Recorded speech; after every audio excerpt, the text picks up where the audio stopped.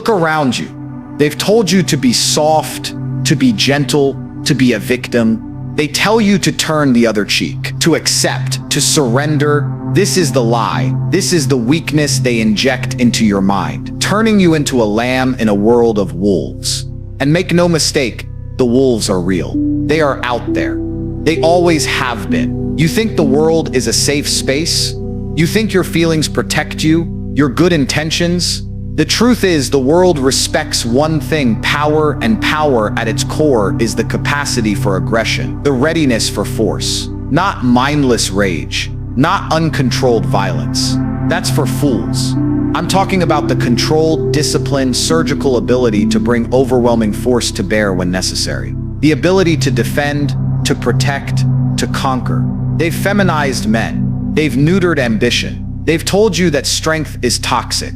They want you weak. They want you compliant. Because a man who can stand his ground, a man who understands the raw, primal energy of aggression, is a dangerous man. Dangerous to their narrative. Dangerous to their control. You must understand this. Your capacity for force is your ultimate insurance policy. It's the difference between being prey and being the predator. It's the difference between being a victim and being a protector. It's not about looking for a fight. It's about being so formidable that no one wants a fight with you. It's about radiating an energy that says, I am not to be trifled with. This isn't about gym muscles alone. It's about the mind. It's about the spirit. It's about the discipline to train, to harden yourself, to face uncomfortable truths. It's about understanding that life is a competition, and if you're not willing to compete, you're already losing. You're already giving up your territory, your freedom, your very essence. So, are you going to be the man who shrinks from confrontation, who hopes someone else will handle it? Or are you going to forge yourself into a weapon of self-preservation, a weapon of protection for those you care about, a weapon of success in a world that only rewards the strong? The choice is yours, but understand the consequences of choosing weakness. Let's talk about conflict. Not the kind of petty squabbles that drain your energy, but the fundamental, unavoidable clashes that define existence. Modern society, in its soft, insulated bubble, tries to convince you that conflict is inherently bad, something to be avoided at all costs. They tell you to seek harmony, to compromise, to find common ground even when there's none to be found. This is a lie designed to keep you weak, complacent, and controllable. True strength isn't found in perpetual peace. It's forged in the fires of necessary confrontation. Think about it. Every single worthwhile achievement, every step forward in personal growth or societal progress has been preceded by someone, somewhere, standing their ground, pushing back, and refusing to accept the status quo. The lion doesn't negotiate with the gazelle. The predator doesn't ask for permission to hunt. Life, at its most raw and honest, is a constant struggle for dominance, for resources, for survival. If you flinch from that reality, you're already losing. This isn't an endorsement of mindless aggression. That's for fools who haven't learned control. This is about understanding the strategic necessity of embracing conflict. It's about knowing when to draw a line in the sand and defend it with unwavering resolve. It's about having the courage to speak uncomfortable truths, to challenge flawed ideas, to stand up for yourself and your principles when the tide of mediocrity and weakness threatens to overwhelm you. They'll call you divisive, they'll call you confrontational, they'll try to shame you into silence. Let them. Their words are the impotent screams of those who lack the backbone to face reality. While they cower and whine about feelings, you should be sharpening your resolve, because the world doesn't care about your feelings.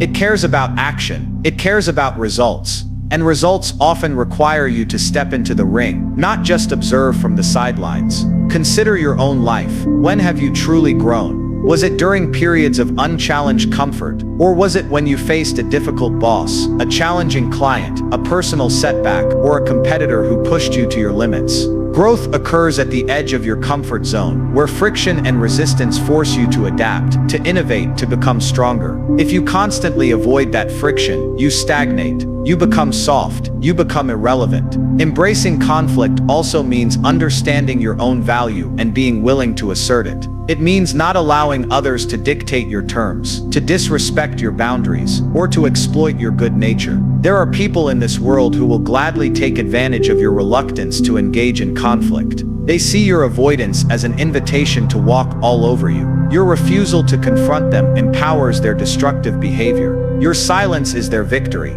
This is a mindset. It's not about seeking out arguments for the sake of it. It's about being prepared. It's about being formidable. It's about radiating an energy that communicates, I am not easily moved. I will not be swayed by fear. If you cross me, there will be consequences. This isn't about violence in every instance. It's about the internal fortitude that makes violence an option if absolutely necessary, and deters it in most cases. A man who understands the raw power of controlled aggression is a man who walks with purpose, who commands respect, and who is not easily pushed around. So stop fearing the clash. Stop running from the uncomfortable truth. Sometimes the only way forward is through. The only way to win is to engage. The only way to truly protect what you value is to be willing to fight for it. Cultivate that internal warrior. Stop being afraid of being perceived as too much. The world needs men who are willing to push back, who are willing to stand firm, who are not afraid to embrace conflict when it's the only path to progress, to justice, or to simply holding your ground. Your life, your freedom, your legacy depends on it.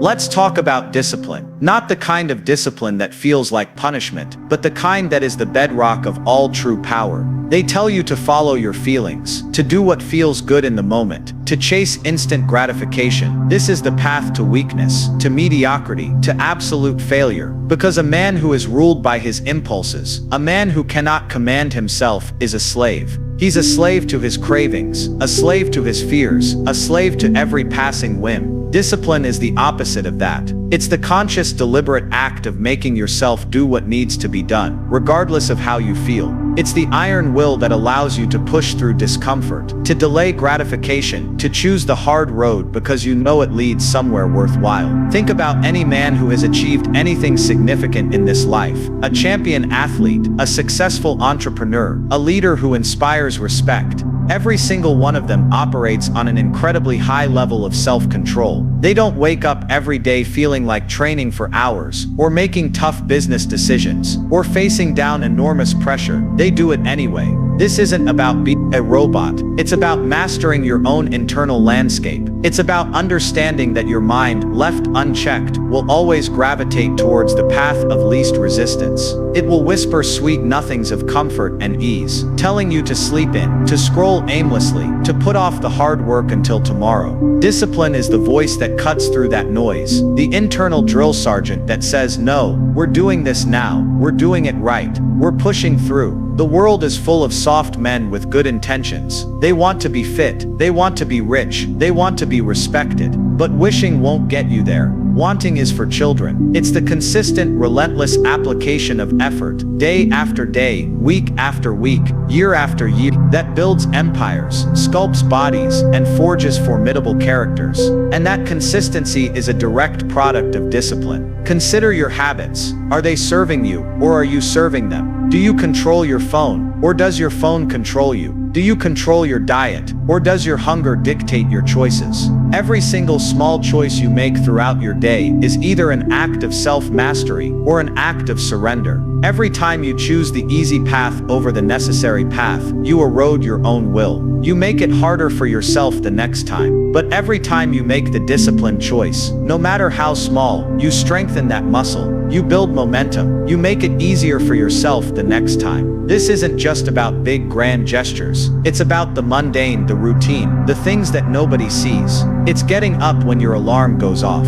It's finishing the task you started. It's resisting the urge to complain. It's showing up on time. It's doing what you said you would do. These seemingly small acts, accumulated over time, create an unbreakable foundation of self-trust and capability. A man without discipline is a leaf blown by the wind. He's reactive, not proactive. He's at the mercy of external circumstances and internal whims. He talks a big game, but rarely delivers. He makes excuses. He blames others. He remains trapped in cycles of mediocrity, constantly wishing for a different outcome, but unwilling to put in the consistent, difficult work required to achieve it. Conversely, a man who has mastered discipline is like a battleship, powerful, directed, and unstoppable. He sets his course and holds it, regardless of the storms he encounters. He understands that freedom isn't found in a lack of rules, but in the power to set set your own rules and live by them. True freedom is the ability to choose your long-term goals over your short-term desires. It's the liberation that comes from knowing you are in command of your own actions, your own mind, your own destiny. So stop waiting for motivation. Stop waiting for inspiration. Cultivate discipline. Start with the small things.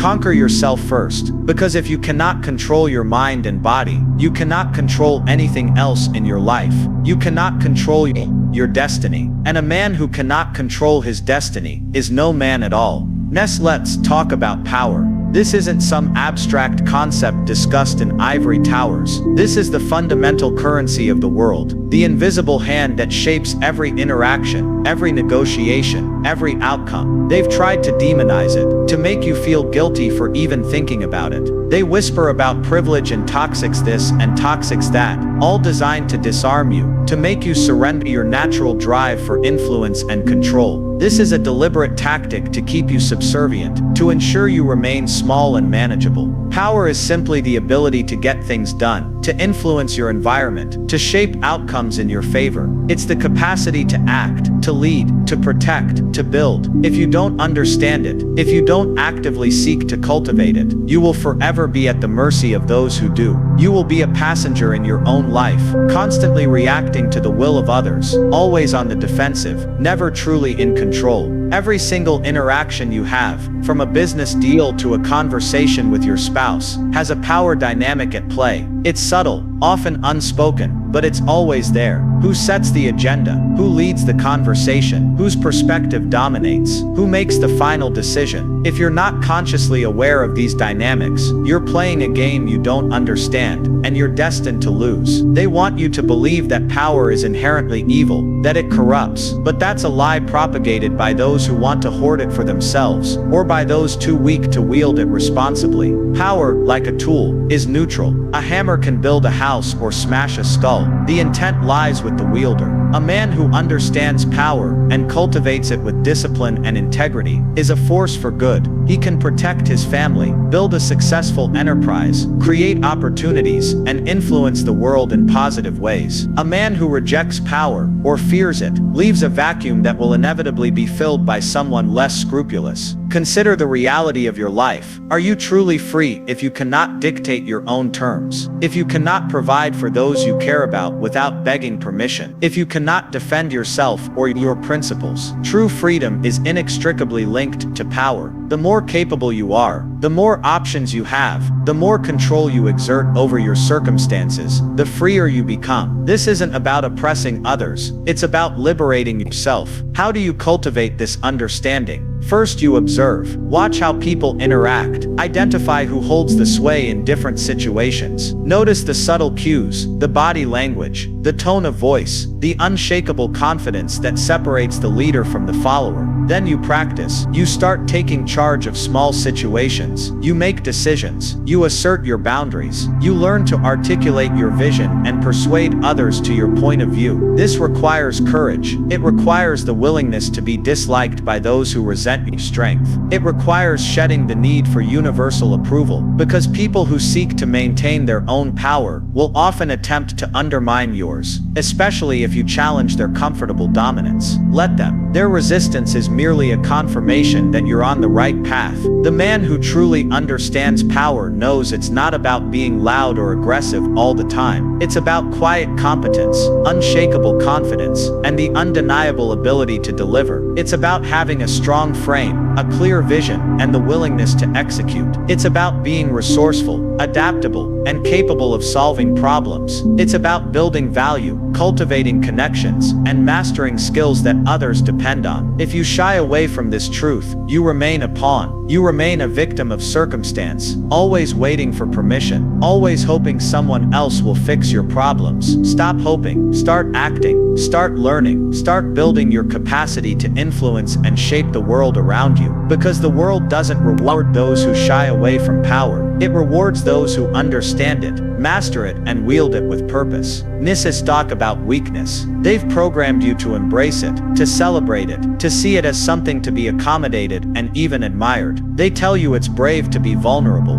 that it's strong to share your fear, that being a victim earns you sympathy and support. This is a poison. This is a lie designed to keep you small, dependent, and utterly ineffective. Reject weakness in all its forms, because weakness is a disease, and it's contagious. Look around you. The world is awash with it. Men who complain instead of acting, who blame external forces for their own failures, who shrink from responsibility. They've been conditioned to believe that their problems are unique, that they are somehow entitled to an easy path, that the universe owes them something. This mindset is a terminal illness. It kills ambition, it destroys drive, and it leaves you paralyzed, forever waiting for someone else to fix your life. To reject weakness means to stop making excuses. It means looking inward and taking absolute brutal responsibility for your own circumstances. Did you fail? Good. Learn from it. Did you get knocked down? Get back up. No one is coming to save you. No one is going to hand you success. The world doesn't care about your sob story. It cares about what you do. It cares about results. This isn't about being emotionally numb. It's about understanding that your struggles are not unique, and wallowing in them serves no purpose. Every man faces adversity. Every man experiences pain, fear, and doubt. The difference between the weak and the strong is what they do with those feelings. The weak succumb to them. They let fear dictate their actions. They let doubt paralyze their ambition. The strong feel the fear,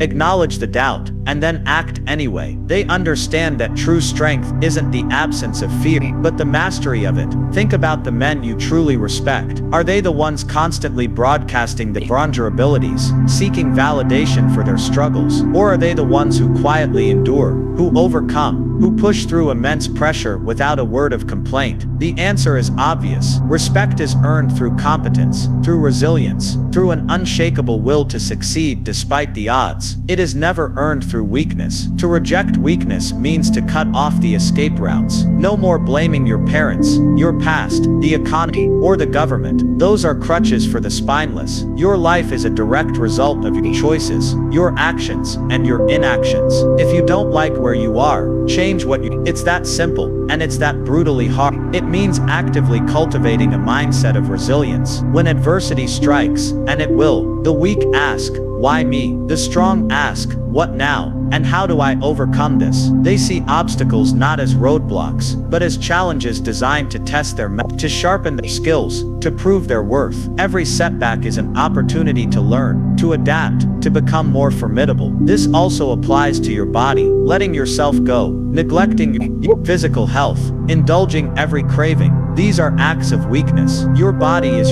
your temple, your most fundamental. If you can't discipline yourself to maintain it, what else can you truly control? Physical weakness often mirrors mental and spiritual weakness.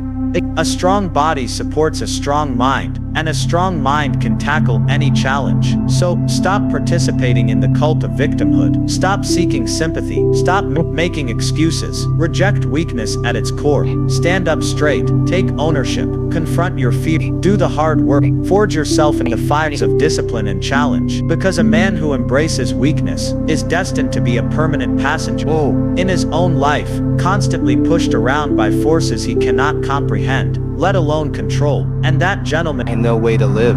Nost, let's talk about capability. This isn't just about raw talent or brute strength. It's about the relentless, unending pursuit of becoming more effective, more skilled, more formidable in every aspect of your life. They tell you to find your passions and follow your heart, often ignoring the brutal truth that passion without demonstrable skill is just a pleasant fantasy. You can love something all you want, but if you're not good at it, if you lack the capability, you're a hobbyist, not a master. And masters are the ones who truly shape the world. To build capability means to commit to a lifelong process of learning, practicing, and refining. It's about putting in the reps, day after day, year after year, until competence becomes second nature. Whether it's in business, in a physical discipline, in communication, or in understanding human nature, your value in this world is directly proportional to your capacity to perform, to deliver, to solve problems that others cannot. Think about it. Who commands respect? The man who talks a good game, or the man who consistently executes with precision and efficacy? The one who has a thousand excuses, or the one who finds a way to get the job done? no matter the obstacles. The answer is always the one with the demonstrable capability. This isn't about being flashy. It's about being it's about having a deep well of skill and experience that you can draw upon when the pressure is on. They'll try to tell you that Effort is enough. that participation trophies matter. This is a lie designed to keep you from truly pushing yourself. The real world, the world where things get built, where problems get solved, where empires are forged, only cares about results, and results are the offspring of capability. If you can't perform, if you can't deliver, your good intentions mean absolutely no. This pursuit of capability requires immense discipline. It means sacrificing immediate comfort for long-term mastery. It means thousands of hours in the gym, in the library, in the boardroom, failing, learning, adapting, and refining. It means seeking out challenges that force you to grow, not shying away from them. It means being ruthless with your own shortcomings and relentlessly working to overcome them. Consider any area of your life where you feel weak or ineffective. Is it your finances, your physical condition, your ability to articulate, your capacity to lead others? Identify those gaps in your capability and then, with surgical precision, Attack them. don't wish them away. Don't complain about them. Develop a plan, commit to the work, and start building the skills necessary to bridge those gaps. This isn't about seeking perfection, which is a fool's errand. It's about striving for continuous improvement. It's about understanding that the moment you stop learning, the moment you stop pushing yourself to acquire new skills and deepen existing ones, is the moment you start to decay. The world doesn't stand still. Your competitors aren't waiting for you to catch up. They're constantly owning the edge, and so should you. A man who systematically builds capability in multiple domains becomes a formidable friend. He becomes adaptable, resilient, and indispensable. He doesn't rely on luck or handouts. He creates his own fortune through his own competence. He doesn't fear challenges. He welcomes them as opportunities to test and prove his mettle. He understands that true power comes not from what you have, but from what you can do. So stop shopping for a better life. Start creating it, one skill at a time, one challenge overcome at a time. Identify the most critical skills that will elevate your life and your station. And then dedicate yourself completely to mastering them. Because in a world that increasingly values specialized competence, your capability is your ultimate weapon, your ultimate shield, and your ultimate path to true freedom and respect.